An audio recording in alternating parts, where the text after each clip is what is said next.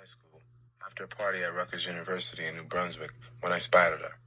She was so fine, on the tall side, with golden brown skin, shoulder-length dark brown hair, innocent eyes, and a tempting smile. "Who's your friend?" I asked my high school friend. So she introduced me to Kay and told her flattering things about me. Kay was a freshman at Rutgers University and was 2 years younger, but the chemistry between us was instant and powerful. She gave me her telephone number. When I called her the next day, we talked for nearly 5 hours straight. From South Orange to New Brunswick was a long-distance call, so I rang up a huge telephone bill those first few weeks as Kay and I got to know each other. She and I started hanging out together regularly. Sometimes we double-dated or triple-dated with Sam, George, and their dates. All of us would go out to dinner, to party, or bowling. Once, the 6 of us even went ice skating in New York City's Rockefeller Center. When George, Sam, or I had a girlfriend, she automatically became part of our group, like a little sister to the other 2 of us, and she was off limits as a potential date. That's why we never had a conflict over a girl. In the first few years of college, Sam and I played the field more than George, who more often than not had a steady girlfriend. Even though I played around, I always knew I wanted to get married and have children after college. I wanted to have the perfect family I had always hoped for as a kid. I didn't want to ever inflict the insecurity of a broken home, like the childhood I had, on a child. I tried to be careful. I couldn't have any baby mama drama disrupting my dreams. Things got serious pretty quickly between Kay and me, and we often talked about getting married and having kids together someday. I thought she was the one. But one night, while I was visiting her in her dorm room at Rutgers, her telephone kept ringing. She seemed uneasy when she answered it and gave one-word answers, yes or no, and then, "I'll have to talk to you later." "Who was that?" I asked. She wasn't in the mood for my questions. We argued about it, and I left. Later that night over the telephone, she told me the truth. She had another boyfriend. He was a football jock who attended college in Boston. He had been her high school sweetheart, and though she didn't want to be with him anymore, she hadn't quite broken things off. I was crushed. How could I ever trust her? How could she do this to me? How could she do this to us? I broke up with her.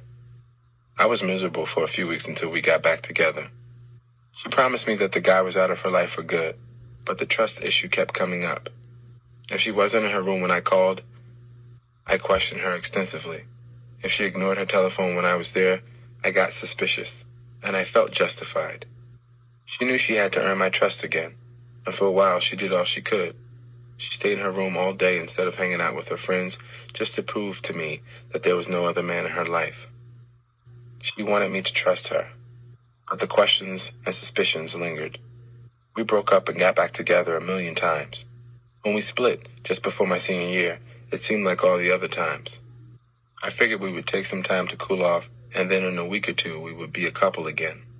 But I didn't realize that she had taken all she would take of my lack of trust. We were done, she kept telling me. At first I didn't believe her. Then I started hearing rumors that she was dating someone else. I confronted her. It was true. My girl had moved on without me. The guy she was dating was a legendary player. Everybody knew it. He had dated practically all of the pretty girls on Rutgers campus, and all the others wanted him. Maybe it gave Kay's ego a boost to be with him. But that's when it hit me that I could lose her for good. I had heard of the term lovesick, and I figured it was something that happened to girls, certainly not a tough guy like me. But all of a sudden, I couldn't sleep. I couldn't eat. I lost weight. I started calling Kay a dozen times a day, trying to change her mind. I knew her new boyfriend didn't care for her the way I did. I loved this girl. I wanted to marry her. I wanted to have kids with her. I had to get her back. During one of those sleepless nights, a plan crystallized in my mind.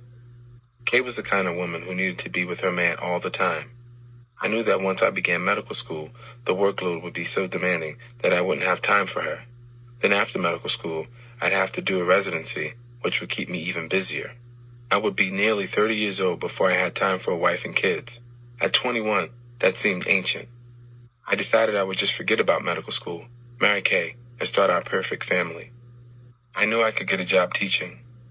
Sam and I had arranged our schedules that semester to have a day off on which we would work as substitute teachers. I worked at a high school and an elementary school in a community called Hillside. The principal of the elementary school had approached me one day and asked me my major. Biology, I told him. We need teachers, he said. You're a young black man about to get a degree in biology. I have a job waiting for you when you finish. I wondered how I would tell Sam and George that I was about to break the pact. We had promised to stick together to the end, but I figured they would be all right without me. I figured they would understand.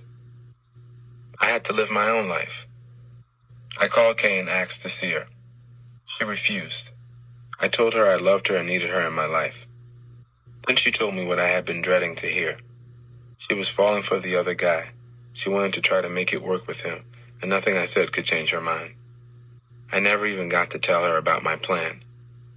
I was lovesick for months. I'm sure Sam and George noticed. But guys are proud. We don't even let our closest boys know if our heart is hurting. Nah, dog, I'm straight, I said when they asked about the weight loss. I never told Sam and George about my plan either. With my heart in pieces, I began preparing again for medical school. Chapter 30.